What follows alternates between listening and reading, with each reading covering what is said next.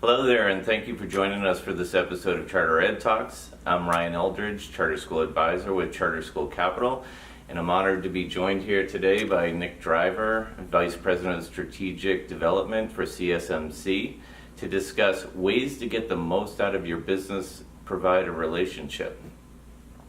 Nick, thank you for joining us today. Thanks, Ryan. Why don't we go ahead and kick it off? My first question for you would be how often should you expect to communicate with your business service provider?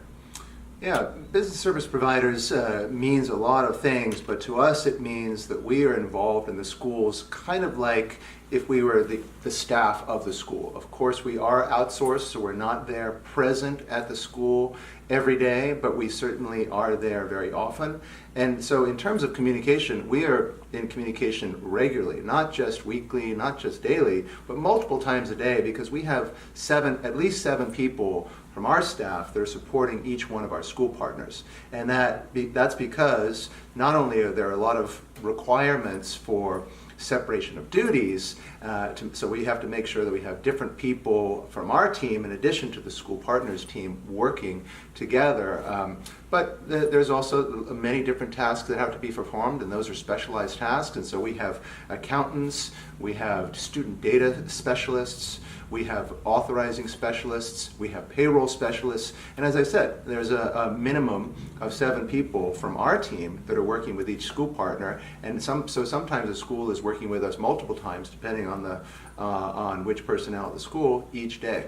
So that's a short answer. I could get into more detail about the kinds of communication. Some of them are just basic email communications, some of them are phone calls, and of course we come out regularly to the schools to report out to the school and its board, to the finance committee as well as the full board, and those are in-person visits as well. Those are less frequent, those are not daily, those are typically every other week or monthly, but that gives you an indication of the regularity. Yeah.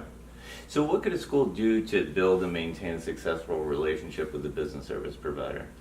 Well, the number one thing is to be proactive as well as reactive. We do a comprehensive training when we start with a new school partner to tell the school partner what we will need in order to help the school comply with all the many regulations and onerous compliance duties that you have to perform. So we take a proactive stance, and we ask for our partners to also be proactive when they discover a problem that we may not be able to find because we're not always on site.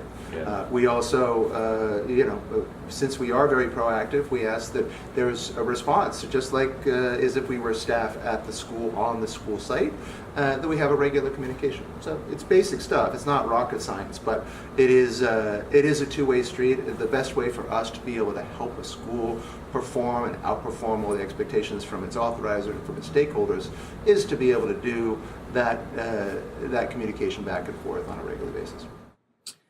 So given the increasing political challenges schools are facing right now, how can a business service provider assist schools on that matter?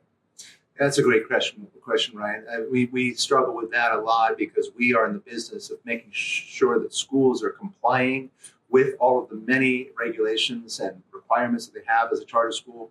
And in addition to that, in many states and at the federal level, there are additional challenges and there are always additional challenges each year, it seems like, but this year seems especially fraught. And so we have to step it up just like schools have to step it up.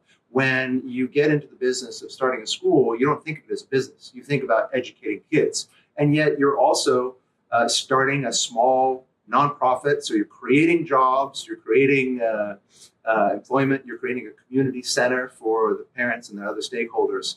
And so schools are being asked to step up and do advocacy work. And we know we have to play our part too. We've done that in various ways. So for instance, starting a new authorizing division to make it easier for our schools to get renewed is one example of how we are helping schools address the challenges that they're facing because of politics in many states.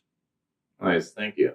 All right. Yeah. Well, that wraps up this episode of Charter Ed Talks. Nick, thank you very much for joining us today, and we hope it was very beneficial to all of you viewing out there. Thanks, Ryan. Thanks.